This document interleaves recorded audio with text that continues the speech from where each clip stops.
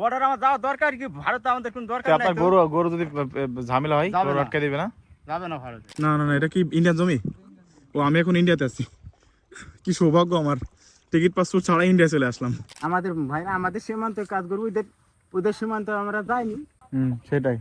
আজকে আমি আছি একটি পুরোপুরি গ্রামে, যেটা বর্ডার কেন্দ্রিক একটা গ্রাম, ধলা গ্রাম। আর আজকে আপনাদেরকে বর্ডার কেন্দ্রিক মানুষের জীবন ব্যবস্থা দেখাবো। সেই সাথে দেখবেন বর্ডার কেন্দ্রিক মানুষ কিভাবে বসবাস করে সবকিছু। তো আজকের ভিডিওটি শুরু করা যাক, চলুন শুরু করা যাক, লেটস গো। আমরা এখন চলে এসেছি বর্ডার কেন্দ্রিক একটা গ্রামে। আর এই যে ছেলেপিলে এখন বর্ডার অঞ্চলে ছেলেপিলে খেলা খেলতেছে। আর এই যে রাস্তা, এই বর্ডার অঞ্চলের রাস্তাঘাটের অবস্থা খুবই খারাপ। এই যে এটা একটা প্রাইমারি স্কুল, দেখুন চারিপাশে শুধু পানি। স্কুলের মধ্যে পানি, কোনো স্পেস নাই ছেলেপিলের খেলাধুলার জন্য।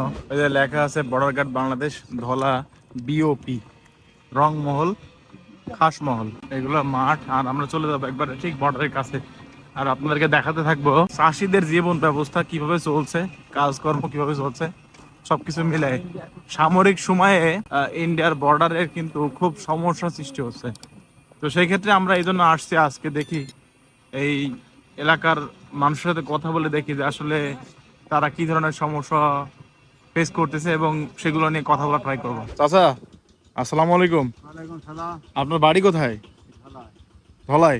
ইন্ডিয়ার মানুষ না তো আপনি? তো বলছি গরু চড়াতে আসছেন, এখন মনে করেন আপনার গরু ওই বর্ডারের দিকে চলে গেল, যে গরু আপনি যে গরুগুলো চড়াচ্ছেন এই গরুগুলো ওই বর্ডারের কাছাকাছি চলে গেল, তখন আপনি কি করবেন? তখন তো আপনি কাছাকাছি ধরবেন, তখন কি করবেন? কিছু করা লাগবে না, ঝামেলা না আমাদের বর্ডার। কোনো ঝামেলা হয় না? শুনলাম নাকি আবার তার কাটা দিচ্ছে নতুন করে। না, ওই তার কাটায় ওটা নতুন হয় ভরও আলাদা করে ঘিরি।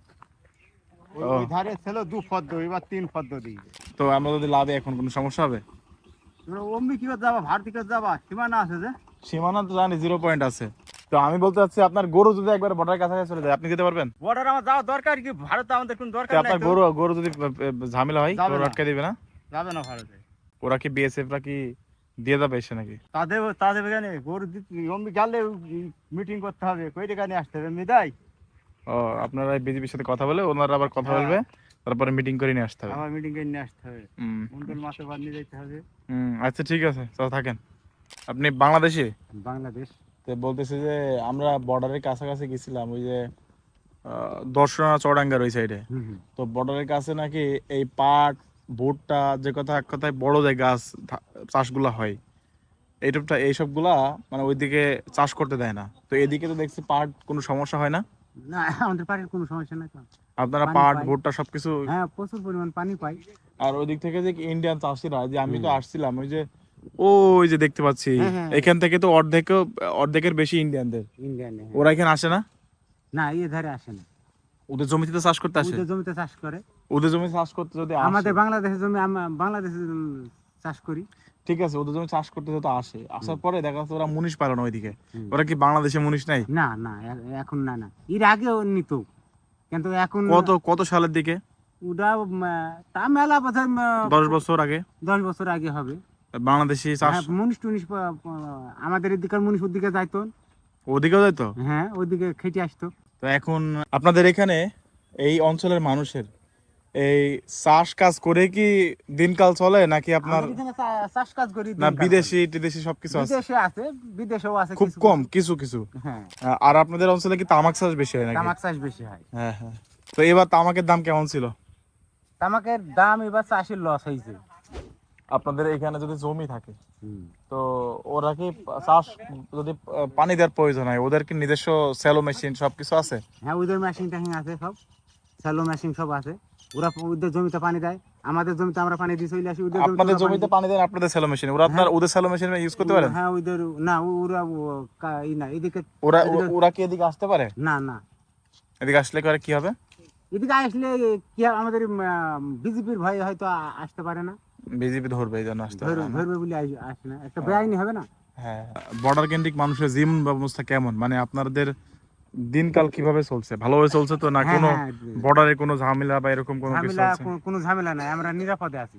নিরাপদে আছেন? নিরাপদে আছি। এখন তো সামরিক সময়ে বাংলাদেশের সাথে ভারতের সম্পর্কটা ওইভাবে নেই।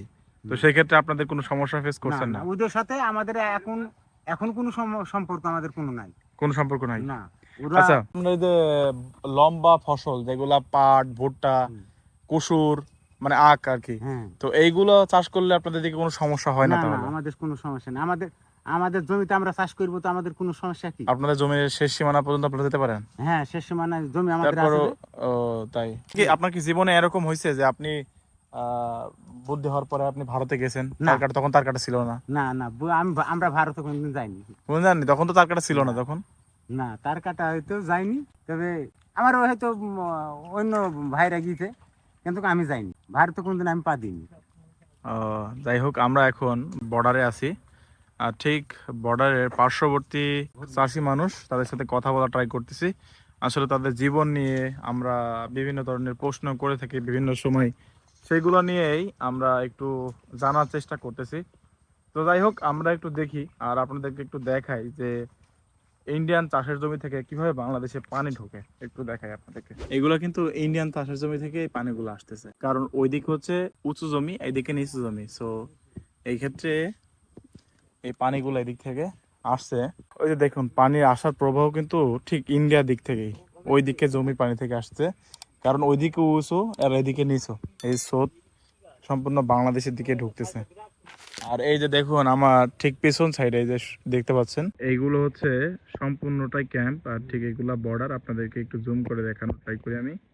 এগুলা কিন্তু বিএসএফ এর সব ক্যাম্প। আর ঠিক আমরা এই পাটের জমির অর্ধেকের বেশি অংশ কিন্তু ইন্ডিয়ানদের। তো আমরা এই যে এখানে এক চাচার সাথে কথা বললাম, চাচা এই যে আছে আমাদের সাথে, চাচা আমাকে সবকিছু বললো। যাই হোক, আপনাদের তো কোনো সময় ভয় লাগে না বর্ডার টর্ডার দেখে? আমাদের ভাইরা আমাদের সীমান্তে কাজ করবো, ওদের ওদের সীমান্তে আমরা যাইনি। সেটাই তো, ঠিক আছে, থাকেন আমরা যাই। আর আপনাদেরকে কিছু বিষয় বলি, এই বর্ডার কিন্তু, এটা কিন্তু অনেক পুরনো একটি বর্ডার। এই এই আশপাশে সম্পূর্ণ শাসন করছে কিন্তু ব্রিটিশরা, সবাই এখানে শাসন করছে যখন বর্ডার ছিল না তখন পর্যন্ত। আপনাদেরকে একটু দেখানো ট্রাই করি, সামনে দিকে যাই, দেখাই। এই যে দেখুন, বাংলাদেশের সাইড কিন্তু সব ডুবে গেছে, যেইটুকু বাংলাদেশের সাইড পর্যন্ত আছে সেটুকু পুরোপুরি ডোবা এখানে। আর ঠিক অপোজিট পাশেই ইন্ডিয়ানরা, দেখুন ইন্ডিয়া কতটা উঁচু, ঠিক ওই দিকের পানি এদিকে চলে আসছে, যেটা আপনাদেরকে এর আগের ভিডিওতে দেখাইলাম। সামনে কিছু ভাই ব্রাদার আছে, তারা সবাই মাছ ধরছে। এখানে মাছ পাইছেন? মানে এখন কি জাল পাতবেন, নিচে লাভবেন? পাননি কতটুকু এখান থেকে? ভাই এখান থেকে দেখেন, ওই যে আমার ক্যামেরা দেখতে পাচ্ছেন, আপনাকে দেখাই একটু। ওই যে যে আছে, ওটা কি বাংলাদেশের চাষি নাকি আপনার ইন্ডিয়ান চাষি? তো ভাই শিওর দিয়ে বলতে পারলাম না আমি।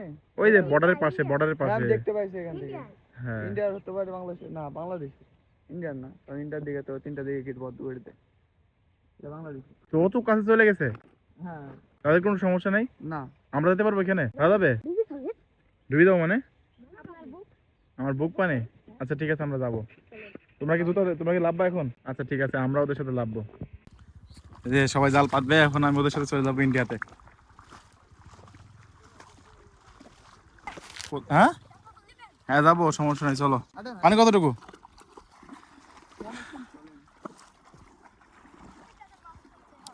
সব মাছ ফুটছে, আর আমরা হাঁটতে হাঁটতে কিন্তু এখন ইন্ডিয়ার বর্ডারে চলে যাবো। এত কষ্টের পর যদি ভিডিওতে আমরা লাইক কমেন্ট শেয়ার না পাই, সাবস্ক্রাইব না পাই, এটা কি আপনার আপন ভাই নাকি স্বাস্থ্য ভাই? ও, আর আমরা অনেক দিন চলে এসছি, কিন্তু আমি পানি দিয়ে চলতেছি। এই পিচ্ছি, তোমার নাম কি? হ্যাঁ, জীবন ভাই আমাকে অনেক সাপোর্ট করছে। ভাই আপনার নামটা কি? এই যে আমরা দেখুন আস্তে আস্তে খুব বর্ডারের কাছাকাছি চলে আসছি। ভাই এই ধান তো সব বাংলাদেশিদের না? ধান তো আর হবে না, হবে শুধু আগাটা না?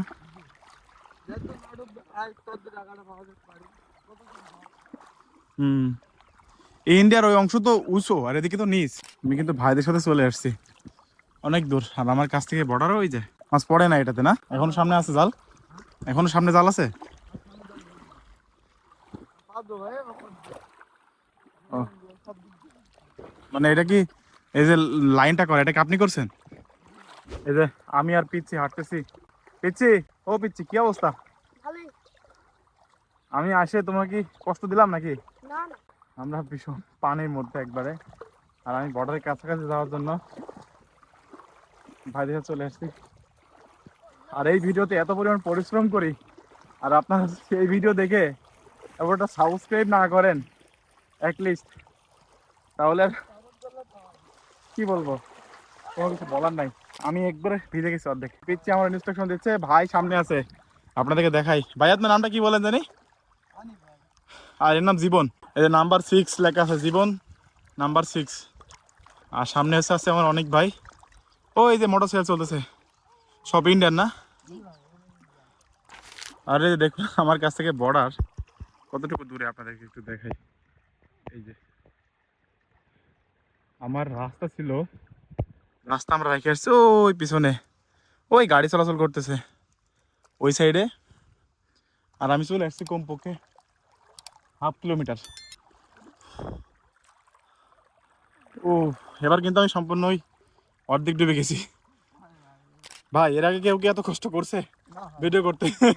আপনার সাথে দেখাই, দেখছেন আপনি একজন ইউটিউবার হওয়ার জন্য কত পরিশ্রম করতে হয়। এই যে জীবন আমাকে শাপলা ফুল তুলে দিচ্ছে একটা। আমরা কি এই ফ্ল্যাগটাই লাস্ট আমাদের সীমানা? এই যে ফ্ল্যাগ দেওয়া আছে যে বাঁশপোতা, এটাই হচ্ছে আমাদের লাস্ট সীমানা। আর এখানেই লাস্ট সীমানা। আর দেখুন আমাদের বর্ডার আমাদের কতটা কাছে, দেখাই একবারে বর্ডারের কাছাকাছি আমি আছি। আমাদের পায়ের নিচে কিন্তু কোস্টার জমি, পায়ে শোল পড়তেছে। না না না, এটা কি ইন্ডিয়ান জমি? ও আমি এখন ইন্ডিয়াতে আছি, কি সৌভাগ্য আমার, টিকিট পাসপোর্ট ছাড়া ইন্ডিয়া চলে আসলাম। আমরা এখন ইন্ডিয়ান মানুষ আপনাদেরকে কতটা ভালোবাসি দেখুন। এই জন্য আপনাদের কাছে এই যে দেখুন এত কষ্ট করে রাস্তা, সেই এখান থেকে 1 কিলোমিটার সামথিং এরকম, আমার সেখান থেকে হাঁটতে হেঁটে চলে আসছি। আপনাদেরকে ভালোবাসি দেখুন, আপনাদের বর্ডার দেখানোর জন্য। ইন্ডিয়ান মানুষ আপনারা সবাই আমাদেরকে সাপোর্ট করুন। ইন্ডিয়ার সকল ভিউয়ার্সদেরকে আপনাদেরকে ওয়েলকাম জানাই, কারণ আমি জানি ইন্ডিয়ার অনেক মানুষ আমার ভিডিও দেখেন এবং অনেক সময় অনেক মন্তব্য করেন। তো যাই হোক, আমরা সামনে আর না যাই, কারণ এখানে ক্যাম্প আছে। তো যেটা আমি বলছিলাম চেকপোস্ট, এখান থেকেই ইন্ডিয়ান চাষিরা আসে না জীবন, ইন্ডিয়ান চাষিরা এদিকে আসে, আবার এইখান থেকে চেক করে যায়। আমরা খুব কাছাকাছি চলে আসছি, আমরা এত না যাই, এত রিস্ক না নেই, ব্যাক করি। আমাদের সীমানা থেকে আমরা অনেক দূর চলে আসছি আপনাদেরকে দেখানোর জন্য। বর্ডারের সাম্প্রতিক সময় কিরকম আছে সবকিছু দেখানোর জন্য আমি পানিতে ভিজতেছি। আর এই জীবন আর এই অনেক ভাই আমাকে কিন্তু খুব সাপোর্ট করতেছে, ওরা না থাকলে হয়তো আসতে পারতাম না। আর পায়ে নিচে কোস্টার জমি শুল শুল পায়ে ফুটে যাচ্ছে, আমি এগুলোতে হাঁটতে অভ্যস্ত না। আর আমি আমার লুঙ্গিটাকে, আমি তো লুঙ্গি নেই, প্যান্ট পরে আসছি, তো অনেক ভাই আমাকে লুঙ্গি দিছে। তো আমি ভাইয়ের লুঙ্গিটা আবার কোস্টার যেই শাল আছে, আঁশ আছে, সেটা দিয়ে আমি বেঁধে নিছি, কারণ লুঙ্গি যদি আমার খুলে যায় তাহলে আমি লুঙ্গি পরতে পারবো না, এক হাতে ক্যামেরা ধরা। যাই হোক, আমরা ব্যাগ যাচ্ছি আবার।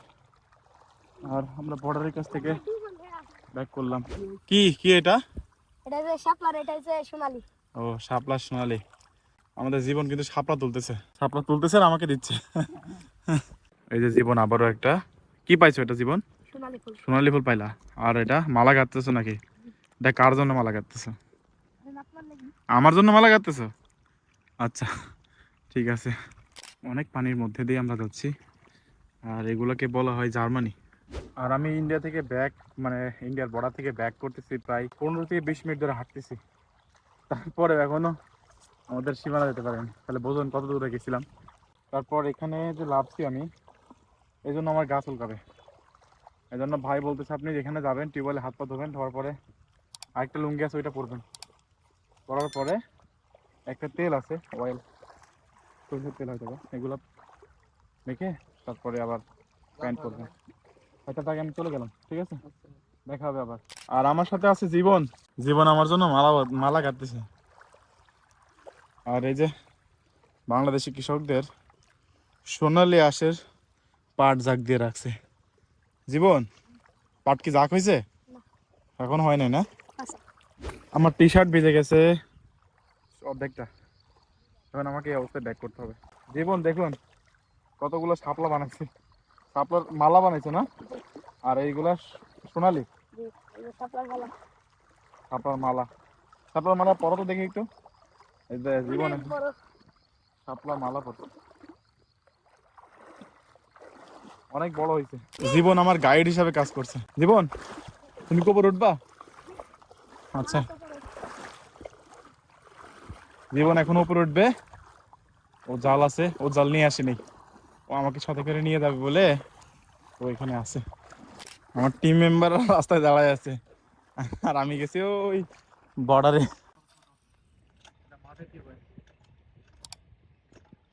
একটা জিনিস কি, এই এলাকাতে একটা জিনিস অনেক ভালো, কিন্তু সব জায়গাতে আসলে টিউবওয়েল আছে।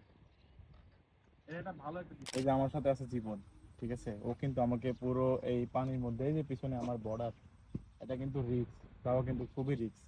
তারপর ও আমাকে সাথে করে নিয়ে গেছে, সাথে আছে অনেক ভাই যে ভিতরে আছে, অনেক ভাই এখানে জালে মাছ দেখতেছে বা মাছ জাল পাচ্ছে। আর জীবন আমাকে কিন্তু ফুল সাপোর্ট করছে, অনেক ভাই সহ।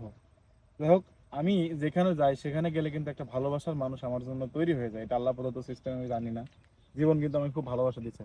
জীবন, আমি তোমাকে কখনো বলতে পারবো না, তোমার সাথে কিন্তু আবার দেখা করতে আসবো, ঠিক আছে? জি। আমার জন্য দোয়া করো, ঠিক আছে? ইনশাআল্লাহ। ভালো থাকো, হ্যাঁ, আল্লাহ হাফেজ। তো যাই হোক, আমি ঘুরলাম, আপনাদেরকে বর্ডার দেখানোর ট্রাই করলাম যতটুকু পারছি। আর সেই জীবনের মানে গাঁথা মালা, ছাপ্পার মালা, সেটা কিন্তু আমার গলায় আছে এখনো। তো যাই হোক, আমি ভিডিও শেষ করলাম। আর আমি পানির মধ্যে যে ভিডিও করছি, দেখছেন আপনারা কি পরিবেশে, একদম পুরোপুরি ইন্ডিয়ার বর্ডারের কাছাকাছি গেছিলাম এবং ইন্ডিয়ার জমিতেও গেছিলাম। তো আজকের ভিডিওটি এই পর্যন্তই শেষ করছি। দেখা হবে নেক্সট কোনো ভিডিওতে। আর ভিডিওটি যদি অবশ্যই ভালো লেগে থাকে তাহলে অবশ্যই আমার চ্যানেলটি সাবস্ক্রাইব করবেন। এখন আপনাদের কাছ থেকে বিদায় নিচ্ছি। আর ফেসবুক থেকে যারা দেখবেন তারা অবশ্যই আমার ফেসবুক ফলো করবেন। সর্বপ্রতি ভালোবাসা, দোয়া, শুভকামনা রইল। ভালো থাকুন, বাই বাই।